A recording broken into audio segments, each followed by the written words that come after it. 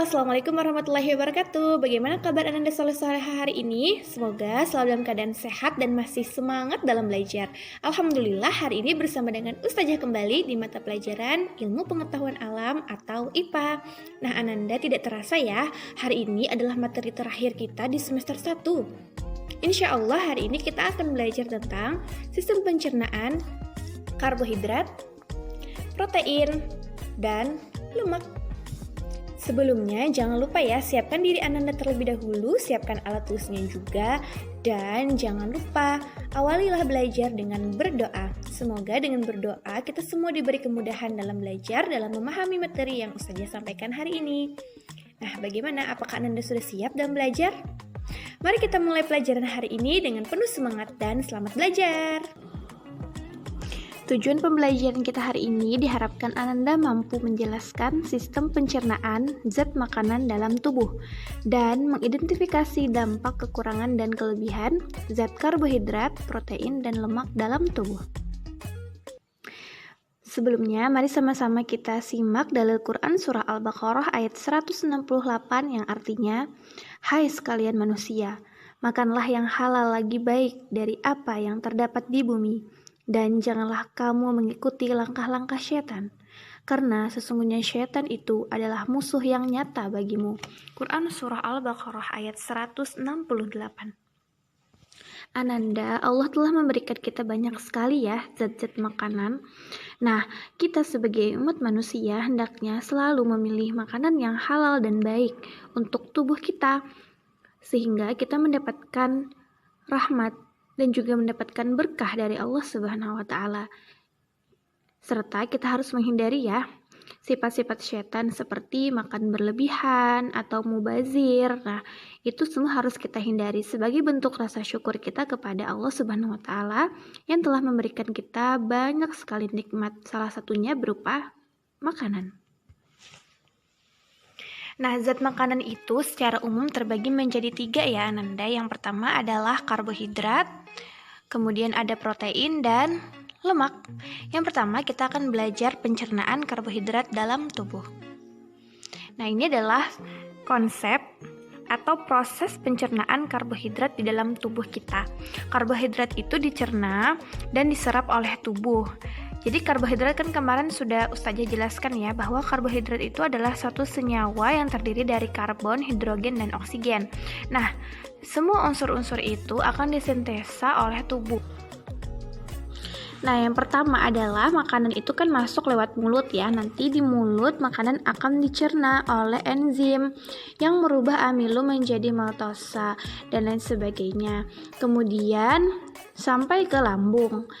Di lambung lanjut lagi pencernaan karbohidrat tadi ke duodenum ya, atau usus halus. Nah, di sana juga banyak sekali enzim-enzim yang berperan dalam proses pencernaan makanan. Ada amilase, maltase, sakrose, laktose dengan fungsi yang berbeda-beda. Kemudian zat-zat karbohidrat tadi akan dicerna, dirubah menjadi pati. Pati dicerna kembali, dirubah menjadi glukosa. Glukosa ini yang sering kita sebut sebagai zat gula ya. Zat gula atau glukosa. Nah, nanti diproses oksidasi dan respirasi sehingga akan menghasilkan energi. Jadi zat gula dari karbohidrat tadi akan kita rubah menjadi energi yang membantu kita beraktivitas. Kemudian glukosa juga bisa dirubah menjadi glikogen ataupun lemak. Apabila menjadi glikogen, dia akan disimpan di hati dan otot. Sedangkan apabila dia dalam bentuk lemak, akan disimpan di perut dan sekeliling ginjal di bawah kulit ya. Makanya kalau kita banyak mengkonsumsi karbohidrat, dia akan berubah menjadi lemak, menempel di kulit kita, dan akhirnya kita menjadi berlemak ya, atau gendut ya. Nah, karena karbohidrat yang kita konsumsi. Jadi ada hubungannya juga nih antara karbohidrat dengan pembentukan lemak. Nah, pada dasarnya kita menginginkan dari konsumsi zat makanan itu adalah menghasilkan energi. Namun apabila berlebihan, maka bukan cuma energi yang akan terbentuk, tapi zat-zat lain, seperti itu. Nah, di sini ada beberapa dampak dari kelebihan dan kekurangan karbohidrat ya. Yang pertama adalah kelebihan dulu ya. Apabila kita kelebihan mengkonsumsi karbohidrat, kita bisa mengalami laktose intolerance, galaktosemia, diabetes mellitus, obesitas, jantung koroner. Apabila kekurangan mengkonsumsi karbohidrat, itu bisa menyebabkan marasmus, KKP atau kekurangan kalori dan protein, serta hipoglikemia. Nah, apa saja sih yang dimaksud dengan dampak tadi? Yang pertama adalah laktose intoleransi, yaitu ketidakmampuan tubuh menyerap zat susu ya, atau laktosa pada susu. Jadi tidak menerima, intolerance dalam tubuh ya, seperti itu. Kemudian ada juga namanya galaktosemia. Apabila kita kelebihan mengkonsumsi karbohidrat bisa menyebabkan galaktosemia. Oleh galaktosemia ini adalah kelainan metabolisme karbohidrat. Jadi tubuh itu tidak mampu mencerna galaktosa, gula sederhana. Nah, ini juga biasanya terdapat pada susu ya. Kita tidak mampu mencernanya karena kebanyakan karbohidrat dalam tubuh. Terus bisa juga mengalami yang namanya diabetes mellitus, yaitu penyakit kadar gula darah yang melebihi nilai normal ya. Nilai normal gula darah itu ketika kita tidak puasa ya, kurang dari 200 mg per desiliter. Jadi kalau lebih daripada itu bisa menyebabkan yang namanya kadar gula darah tinggi atau yang kita kenal dengan diabetes mellitus. Ada juga penyakit jantung koroner. Nah, penyakit jantung koroner ini gangguan fungsi jantung karena otot jantung tadi tidak dapat memompa darah karena adanya penyumbatan akibat banyaknya karbohidrat atau gula darah ya. Jadi gula darah yang berlebihan itu juga bisa menyumbat jantung atau pembuluh darah di jantung sehingga bisa menyebabkan namanya penyakit jantung. Terus nih, obesitas ya, atau kelebihan berat badan yang melebihi batas normal. Nah, itu juga akibat kelebihan mengkonsumsi karbohidrat. Jadi bisa menyebabkan obesitas. Obesitas itu juga pemicu berbagai macam penyakit ya, seperti penyakit jantung, varises, diabetes, darah tinggi, bisa juga stroke atau artritis. Jadi kita harus menghindari mengkonsumsi karbohidrat yang berlebihan karena bisa memicu berbagai macam penyakit. Tapi kalau kekurangan juga tidak baik. Kalau kekurangan mengkonsumsi karbohidrat itu bisa menyebabkan penyakit marasmus atau yang kita kenal dengan gizi buruk ya. Nah, gejala-gejala penyakit gizi buruk itu wajahnya itu seperti orang tua padahal dia masih anak-anak, kemudian rewel, tampak sangat kurus ya, kekurangan karbohidrat tadi, kemudian nih kelihatan tulang-tulangnya ya, dan lain sebagainya. Kulitnya jadi berkeriput, perutnya cekung ya. Ini adalah ciri-ciri dari gizi buruk atau marasmus akibat kekurangan mengkonsumsi karbohidrat. Ada juga namanya gangguan hipoglikemia. Hipoglikemia ini kadar gula dalam darah itu yang sangat rendah di bawah batas normal. Jadi kalau kelebihan diabetes mellitus, kalau kekurangan hipoglikemia.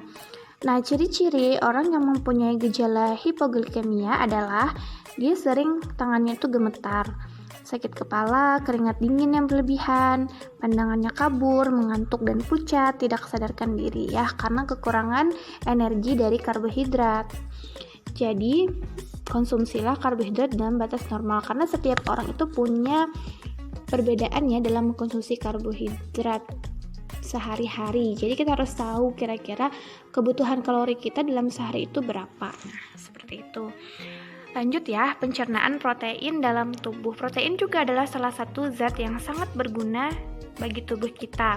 Nah, bagaimana sih proses pencernaan protein dalam tubuh? Nah, misalkan di sini ya, dalam tubuh kita itu protein akan dirubah menjadi asam amino dengan reaksi hidrolisis serta enzim-enzim yang terlibat. Enzim-enzim yang terlibat itu seperti enzim pepsin, tripsin, kemotripsin, karboksipeptidase, dan aminopeptidase. Itu adalah enzim-enzim. Enzim itu adalah zat yang membantu mempercepat proses metabolisme ya, termasuk ketika proses metabolisme pencernaan protein. Nah, misalnya kita mendapatkan protein dari ikan, dihancur, kan kita akan mencernanya. Kemudian air plus enzim yang melarutkan makanan tadi akan memisahkan molekul-molekul protein yang terdapat pada ikan yang kita konsumsi. Protein nanti akan dipecah lagi oleh enzim pepsin. Nah, setelah itu disederhanakan lagi oleh enzim erepsin dan diserap oleh jonjut usus, dirubah menjadi asam amino. Ada yang dapat diserap langsung oleh jaringan untuk fungsi proteinnya langsung didapatkan. Kemarin sudah Ustazah jelaskan juga ya fungsi-fungsi protein. Kemudian ada juga NH2 dan senyawa organik sederhana yang dikeluarkan ginjal dan kita keluarkan dalam bentuk urea atau amonia atau yang kita kenal juga dengan sebutan urin ya. Urin juga bisa dikeluarkan dari protein tadi, sisa dari pencernaan protein. Nah, ada juga yang disimpan di dalam hati, dirubah menjadi asam keto dan membantu dalam siklus asam sitrat seperti metabolisme karbohidrat. Jadi protein juga saling terkait dengan karbohidrat. Ini adalah proses pencernaan protein dalam tubuh. Intinya adalah proses pencernaan ini kita mengubah dari zat-zat yang kompleks menjadi zat-zat yang lebih sederhana atau kita uraikan menjadi zat-zat sederhana, dan zat-zat itulah yang akan kita gunakan untuk kebutuhan tubuh kita yang bermacam-macam. Oke, sekarang kita akan belajar dampak kekurangan dan kelebihan protein. Apabila kekurangan menyebabkan KKP ya, atau kekurangan kalori dan protein. Kemudian indikasi lain adalah dapat menyebabkan rambut rontok, kwashiorkor, dan marasmus. Nah, bagaimana dengan kelebihan protein? Kan banyak nih orang yang beranggapan bahwa protein itu berguna bagi tubuh, sangat berguna bagi tubuh, memang benar. Tapi apabila kita berlebihan mengkonsumsi protein, itu juga tidak baik, karena tidak menguntungkan bagi tubuh. Nah, makanan yang tinggi protein biasanya juga seiring dengan tingginya kadar lemak, sehingga dapat juga menyebabkan obesitas. Dapat mengganggu metabolisme protein di hati. Ginjal itu kan sebagai penyaring cairan dalam tubuh ya, termasuk juga dia fungsinya dalam menyaring dan mencerna protein itu. Nah, apabila proteinnya berlebihan, berarti kerja ginjal juga kerja keras. Nah, karena terlalu bekerja keras, maka ginjal bisa mengalami gangguan atau penyakit-penyakit pada ginjal. Jadi kita juga tidak boleh mengkonsumsi protein yang berlebihan, oke? Nah, di sini ada gambar perbedaan antara kwashiorkor dengan marasmus ya. Kita bisa lihat kalau kwashiorkor itu biasanya kita sebut dengan busung lapar ya. Nah, ini seperti ini ciri-cirinya. Ada bintik-bintik di kulitnya. Kemudian abdomennya atau perutnya itu besar ya. Nah, ankle-nya atau di sini bagian kakinya itu juga mengalami pembengkakan. Sedangkan marasmus seperti yang tadi sudah kita lihat ya, atau kita kenal dengan gizi buruk. Nah, ini adalah ciri-cirinya. Jadi sama sebenarnya, ini adalah penyakit kekurangan protein, tapi berbeda. Nama penyakitnya berbeda, gejala-gejala. Nah, jadi Ananda banyak sekali ya teman-teman kita, saudara-saudara kita yang tidak beruntung di luar sana, di negara-negara lain misalnya, yang tidak bisa mendapatkan makanan-makanan bergizi sehingga mereka banyak yang mengalami penyakit gizi buruk dan juga busung lapar ini. Jadi kita harus banyak-banyak bersyukur karena kita telah diberikan oleh Allah banyak sekali nikmat dan kebutuhan protein kita juga masih bisa terpenuhi sehingga kita terhindar dari penyakit-penyakit ini. Oke, selanjutnya kita akan belajar pencernaan lemak dalam tubuh. Pencernaan lemak dalam tubuh ini terjadi dengan cara lemak dihidrolisis dan akan dirubah menjadi asam lemak dan gliserol dengan bantuan enzim juga. Enzim yang berperan disebut dengan enzim lipase ya, yang membantu pada proses pencernaan lemak. Nanti Ananda semua akan belajar tentang nama-nama enzim beserta fungsinya, tempatnya diproduksi pada materi sistem pencernaan, organ-organ pencernaan, insya Allah di materi selanjutnya atau di tingkat selanjutnya. Oke? Nah, sekarang kita fokus kepada pencernaan lemak ya. Misalnya kita mendapatkan lemak dari asupan makanan berupa keju.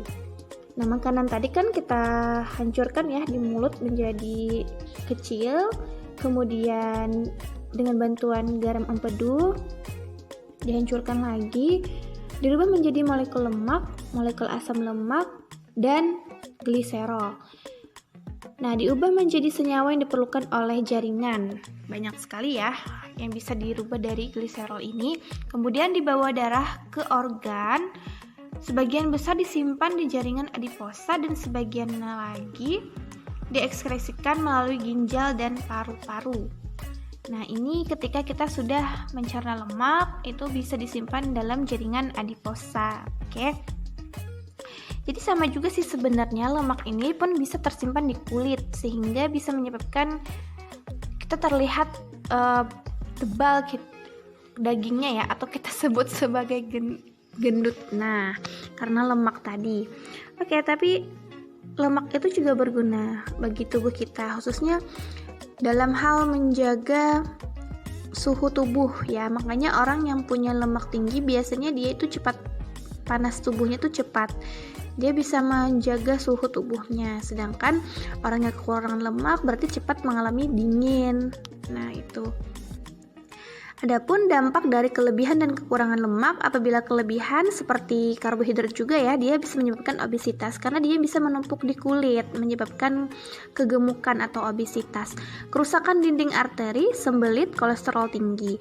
Apabila kurang, maka akan menyebabkan gangguan penyerapan vitamin A, D, karena vitamin A, D, E, K adalah vitamin yang larut pada lemak, sehingga apabila kekurangan lemak, maka proses penyerapan vitaminnya juga terganggu atau jadi lebih lambat.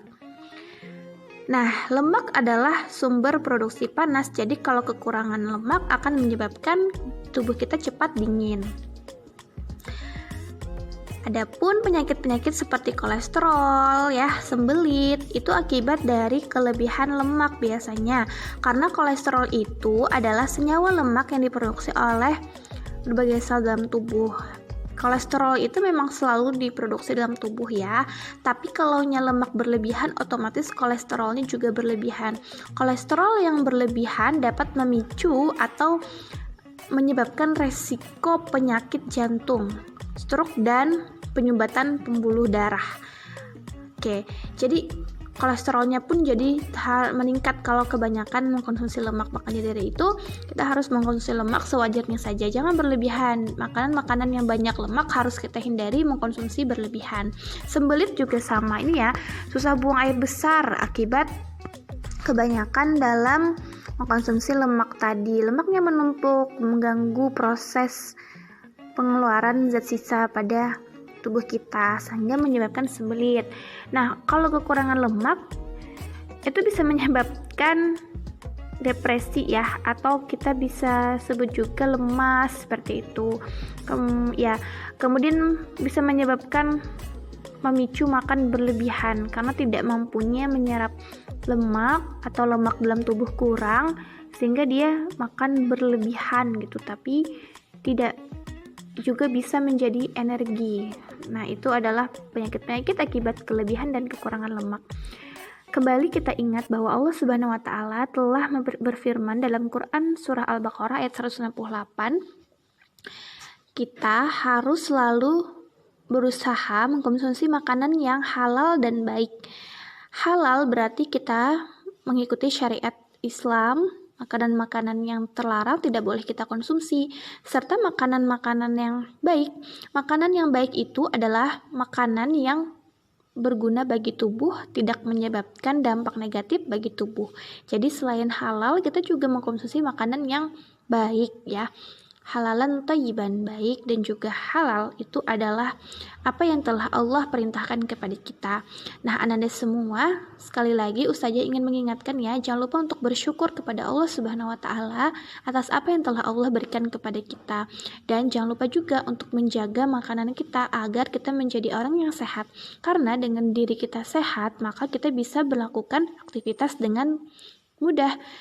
Ibadah kita juga jadi lebih khusyuk, kemudian kita bisa beraktivitas yang bermanfaat bagi orang lain juga. Jadi selalu jaga kesehatan ya. Nah, kesimpulan pembelajaran kita hari ini, karbohidrat dicerna menjadi glukosa dan melibatkan hormon insulin dan hormon adrenalin. serta enzim-enzim yang ada ya. Kemudian dampak kelebihan karbohidrat bisa mengalami laktose intolerance, galaktosemia, diabetes mellitus, obesitas, penyakit jantung koroner. Dampak kekurangan karbohidrat bisa menyebabkan marasmus, KKP, hipoglikemia. Protein dicerna menjadi asam amino dan enzim yang berperan yaitu pepsin, tripsin, kemotripsin, karboksipeptidase, dan aminopeptidase. Dampak kekurangan protein bisa menyebabkan KKP, rambut rontok, kwashiorkor, marasmus. Dampak kelebihan protein mengganggu metabolisme hati dan ginjal. Selanjutnya lemak. Lemak dicerna menjadi asam lemak dan gliserol dengan bantuan enzim lipase. Dampak kelebihan lemak bisa menyebabkan obesitas, kerusakan dinding arteri, sembelit, kolesterol tinggi. Nah, dampak kekurangan lemak itu menyebabkan penyerapan vitamin terganggu, suhu tubuh menurun, dan gejala lainnya. Nah, Ananda soleh-solehah, demikianlah materi yang Ustazah sampaikan tentang sistem pencernaan karbohidrat, protein, dan lemak. Tidak terasa ya, kita sudah di akhir semester 1.